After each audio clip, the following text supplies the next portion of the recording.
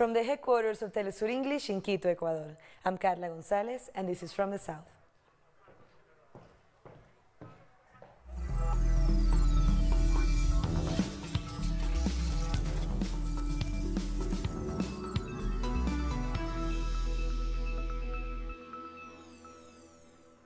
Israeli troops have killed at least 28 Palestinians along the Gaza border on Monday, the day the United States is set to open its embassy in Jerusalem.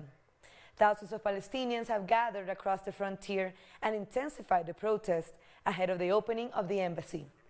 Palestinians have been demonstrating since the launch of the Great March of Return in March. Since then, over 60 Palestinians have been killed by the Israeli military. Meanwhile, U.S. delegates have started arriving at the new U.S. Embassy in Jerusalem for the opening ceremony. The official opening will be attended by President Donald Trump's daughter, Ivanka, and her husband, Jared Kushner, who is also an advisor to the president. Foreign dignitaries have also been invited, but most of the European ambassadors have said they will boycott the event. In Venezuela, members of CARICOM, the Caribbean Pan-African Network, and other leaders from the region are expected to release a final declaration that ensures the Afro-descendant community can be properly compensated for centuries of enslavement. Last week, Venezuela hosted an international meeting to discuss reparations. The meeting followed President Nicolás Maduro's proposal for an international plan to repair and protect the rights of African communities that were damaged through slavery and colonization. During the meeting, a group was also formed to file complaints on the issue to international courts around the world. Prime Minister of St. Vincent and the Grenadines, Ralph Gonsalves, was one of the participants of last week's conference and used the opportunity to voice his support for the upcoming presidential election in Venezuela. Thank you. I just want to indicate publicly that yesterday I wrote formally to the Secretary General of CARICOM, having spoken to him, for CARICOM to mount an electoral observer mission to be here from the 17th to the 20th to observe the presidential elections. But if for one reason or the other CARICOM is unable to do it, for whatever reason, be assured that I have contacted enough leaders for us to be able to mount a Caribbean electoral observer mission. We do not take instructions from anybody.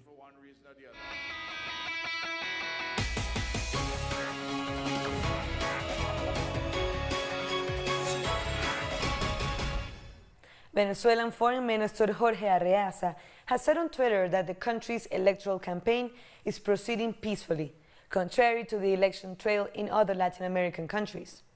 Arreaza also said the people in his country are mobilizing for democracy and to demand respect from other governments in the region that have tried to interfere in internal affairs. Bolivia's President Evo Morales also took to Twitter to talk about the presidential election in Venezuela. Morales warned that the United States and the Organization of American States are implementing a plan to defeat the Bolivarian Revolution and that they will attempt a military invasion with the support of the armed forces of countries neighboring Venezuela. In Trinidad and Tobago, the Movement for Social Justice held a seminar on Saturday on the situation in Venezuela. A panel spoke on the hostile attempts of foreign intervention and the democratic nature of the electoral process. Economist David Abdullah, who visited Venezuela as an election observer during the 2017 regional elections, also spoke on his experience. The election on the 20th of May is going to see the United States and the right wing in Venezuela seeking to do everything possible to overturn the results. They are not going to accept the fact that President Maduro was democratically re-elected on the 20th of May. Let's continue with Venezuela. Opposition presidential candidate Henry Falcón has announced political leader Claudio Fermín will become his vice president if he wins office. On Twitter, Falcón described Fermín as a man committed with Venezuela and with an irreproachable reputation. The presidential candidate made this announcement just after holding a campaign rally in the state of Portuguesa. The National Liberation Army, or ELN, announced that it will cease its military activities for the presidential election in Colombia, which will be on May 27. The armed group said on Twitter it will hold a ceasefire from May 25 to May 29 so that the people can express their voice under more favorable conditions. The ELN also warned that some of the country's right-wing groups will try to fight against the changes Colombia needs. Colombian Senator Alexander Lopez is demanding the government to investigate an attack he survived in Cali on Friday night. Lopez was reportedly fired by two unidentified men in a dark truck. His office released a statement saying he was healthy and safe. The senator also called for the government to implement guarantees for all social leaders. The United Nations Commission for Human Rights in the country condemned the attack. The office representative Alberti Brunori said to be deeply concerned about these events. Meanwhile, Colombian President Juan Manuel Santos attended a ceremony for the Franciscan Lamp of Peace, a Catholic award for peaceful coexistence, along with German Chancellor Angela Merkel. Angela Merkel, the German Chancellor. Peace is not only about silencing the guns. That is only one step. You reach certain agreements. You silence the guns, but that is where the real building of the peace process starts. And it takes time, a lot of time. I normally compare it to building a cathedral. For that, you need strong foundations in order to place brick after brick. And civil society needs to be involved. I have repeated it many times. Peace, at least in my country, does not belong to the president or to the government. It belongs to all Colombians, and Colombians need to embrace it and contribute to the building of peace. And now we can go back to Venezuela with our correspondent Ian Bruce from Caracas. Hello, Ian. It's good to see you. Hello, Ian. Can you hear us? Hi. Good Hello. morning. Yes, Ian. So we're finally less than a week away from... Yes, I can hear you. Yes, I'm hearing you, Carla. Excellent. We're finally less than 1 week away from the elections. What are we expecting from these last days?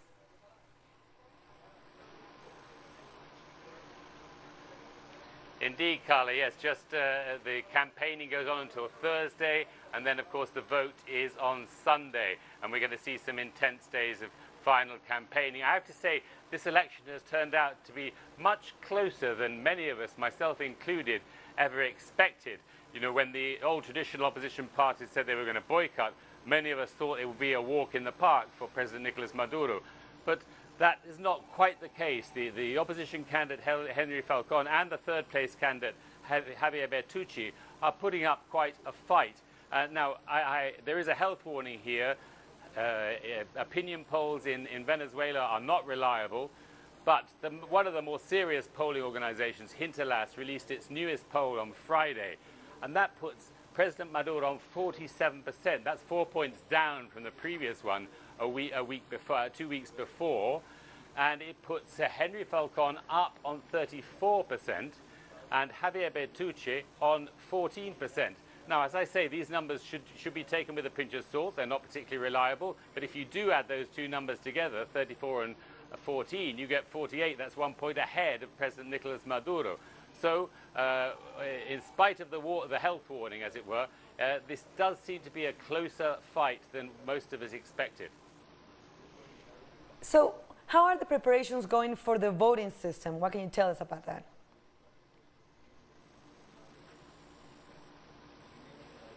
Well, the very extensive system of auditing or verifying the voting system is pressing ahead. At the end of last week, we had the audit of the technological infrastructure. That's essentially the transmission system that sends the results from the voting machines to the computing center. That was tested.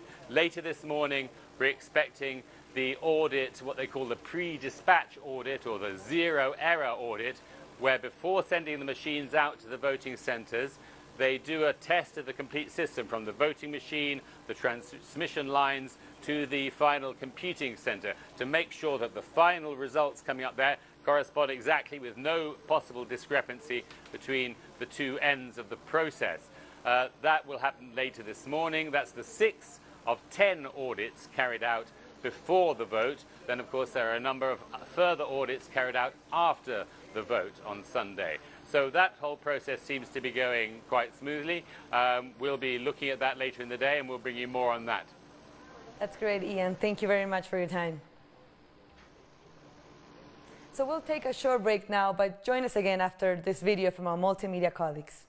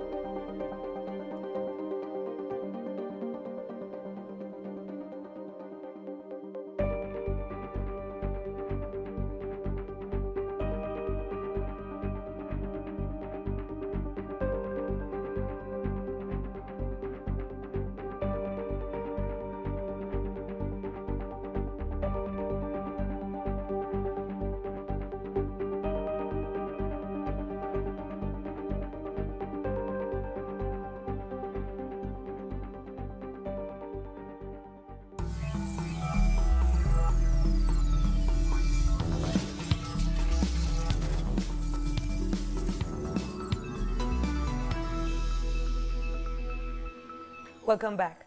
The killing of 2 indigenous leaders sparked protests in Guatemala over the weekend. Luis Arturo Marroquín and José Canchol were killed last week for defending the rights of their communities. Protesters outside the National Palace blame President Jimmy Morales and are demanding justice. They also accused his government of corruption and called for Morales to resign. Demonstrations also highlighted the vulnerable situation of social movements in the country. The United Nations reported last week indigenous people in Guatemala face discrimination, inequality, and racism on a daily basis. In Brazil, a soldier killed a civilian on Saturday evening in a favela in the north of Rio de Janeiro. It is the first victim killed by the army since the military intervention was decreed by President Michel Temer last February. According to official sources, the 25-year-old civilian allegedly refused to stop his motorbike for a security control. One of the soldiers shot him and he died immediately after. The news sparked demonstrations in the area, with people burning several buses in the protest. Hundreds of people gathered in front of the U.S. Embassy in the Honduran capital Tegucigalpa to protest Washington's decision to cancel the Temporary Protected Status, or TPS, for 60,000 Honduran immigrants. The protest, led by former Honduran President Manuel Zelaya, urged the right-wing government of Juan Orlando Hernández to negotiate TPS in exchange for continued U.S. presence at its military base. The Air Force Base houses nearly 600 U.S. troops. Puede cancelar un tratado He cannot cancel an agreement without consulting with the government because it's an agreement that was signed between various parties. He cannot cancel unilaterally. What President Trump is doing with the Honduran people is arbitrary, and he also needs to understand that with respect to the immigration policies, we don't accept and we totally reject them because they are at odds, and not only with the U.S. law, but they are against international treaties and against agreements signed with this country. Since 2010, over 120 human rights defenders have been killed in Honduras. Most of these murders have gone uninvestigated, including those of people promised security by the government. Surviving human rights defenders say they continue to be threatened. Reports of harassment and persecution of human rights defenders continue in Honduras. They feel unsafe, regardless of government-set safety measures that should help them. In Bajo Aguan, we have security measures provided by the Inter-American Commission, but the government of Honduras has not been able to establish any real protection. Human rights defenders are often attacked by the police and the military during protests. This is the main reason why they don't believe the government has any intention of protecting them. At the moment, it is me and 3 other human rights defenders who are being targeted. We are harassed for defending students who are being imprisoned. Environmental defenders also say they receive constant threats and that the government has not listened to their concerns. All the government does is criminalize us and make our situation worse. We are highly vulnerable and our situation is getting worse because of the government's inaction. They simply ignore our demands. According to many, the issue is a lack of interest by authorities who don't listen to concerns or even investigate targeted killings. What makes things worse is the non-existence of public policies by Honduras leaders. It's very important to keep human rights defenders safe, but our leaders don't even have the will to do this. President Juan Orlando Hernandez has described human rights organizations as institutions that do more than good and that they damage the image of the country. In Nicaragua, the army has put out a statement affirming its support for dialogue with Cardinal Leopoldo Brenes as a mediator in order to attain peace.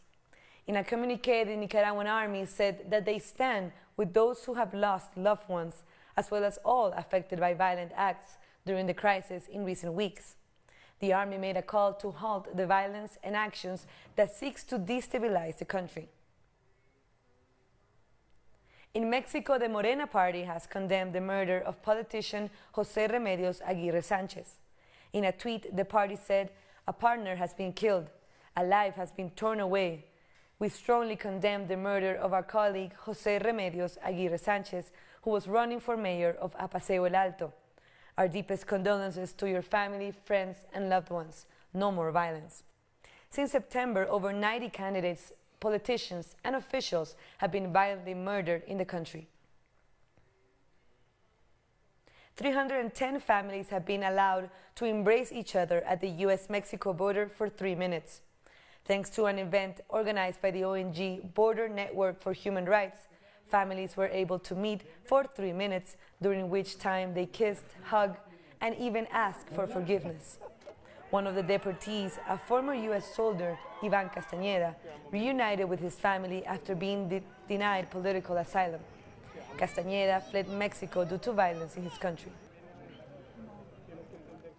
The Caribbean Court of Justice has ruled that Chief Electoral Officer Angela Taylor has until midday on Monday to put CARICOM National Professor Eddie Ventos's name on the electoral list. If she fails to do so, she will be held in contempt of court and faces sanctions. The decision was made during a live link-up between Barbados and Trinidad. Ventos had challenged a decision by officials on the Electoral Boundaries Commission not to place him among those who are eligible to vote in the upcoming May 24 general elections. The final electoral list is due out on Friday. The biggest cable car in the world has completed 4 years of operations in Bolivia and has turned into a self-financing public company. 4 years ago, La Paz got its aerial cable car urban transit system. The Red Line was the first step, and the public transport project now has 6 lines and 20 stations. The cable car now is quick, safe and clean, so public transport is much better than it used to be. This service is necessary for every Bolivian. You can get to many different places by cable car. Incluso hasta la Plaza Villarroel. It is an alternative solution to mass transport in La Paz, which is a difficult terrain, with more than 300 rivers flowing across the city, making building a subway impossible. After 4 years, our cable car network has the record of the biggest number of passengers transported in a single day. The Yellow Line alone moved nearly 85,000 passengers. And after all this time, we can say that this company is one of the few in the world which is totally financially sustainable. It doesn't need any subsidy. During the 4 years, the first 6 lines transported 125 million passengers, which is 10 times the country's population. President Evo Morales congratulated the success of this public company. Our company now has been invited to work in different parts of South America. Our company could be giving a service in countries where it never existed before. President Morales also talked about the national and international campaign working against the image of his administration and to damage the country's economic model. In spite of the economic and social results we have achieved, there are some people outside and even inside the country that keep attacking our government. They just want our economic model to fail. We need to invest more, and they are opposed to more investment. The cable car network covers more than 20 miles and is in the Guinness Book of World Records as the longest line in the world, with the completion of 5 more lines, bringing its number to 11 by 2020. More than $700 million will be invested and the service will cover more than 30 miles. Telesur, Bolivia. We'll take another short break, but join us after a look at what our multimedia colleagues are reporting.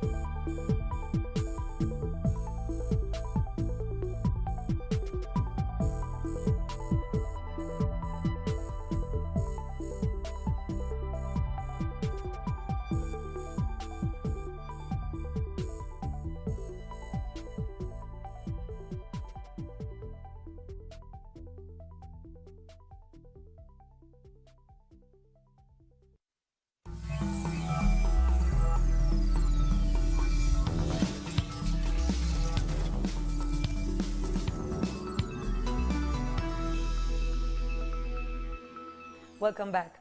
Catalonia's lawmakers are electing a new leader on Monday, ending more than 6 months of leadership vacuum. The parliament will vote to approve Quim Torra as Catalonia's new leader. Torra's name was suggested by the deposed leader, Carles Puigdemont. Catalonia has been without a government since December, after the regional election ended in a standoff between the Spanish government and the former leader Puigdemont. Puigdemont is currently in Berlin, waiting for German courts to rule on a Spanish request to extradite him on charges of misuse of public funds. Shahid cleric Moqtada al-Sadr is leading Iraq's parliamentary election, The official results will be announced on Monday. The three main ethnic and religious groups, the majority Shiite Arabs and the minority Sunni Arabs and Kurds, have historically fought for the country's power. The election was held on Saturday. This was the first electoral process since Iraq declared victory over the Islamic State and the fourth since the 2003 US-led toppling of Saddam Hussein. Now let's have a look at some other news making headlines around the world. A family of 5 in Indonesia have bombed police headquarters in the city of Surabaya. The attack comes a day after another family of 6 launched suicide attacks on Christians attending Sunday services at 3 churches in the same city. The 2 attacks have killed at least 25 people and wounded 40. The government has confirmed children between 8 to 18 years old were used as suicide bombers. The Islamic State has claimed responsibility for the attacks. I want to urge everyone again. We will fight terrorism, and we will eliminate the root cause of it. I have commanded the police and police chief to stand the ground and do everything to stop these terrorist acts. Italy's anti-establishment 5-star movement has joined far-right party the Northern League. Together, they are expected to present their government program to the president on Monday and name a prime minister.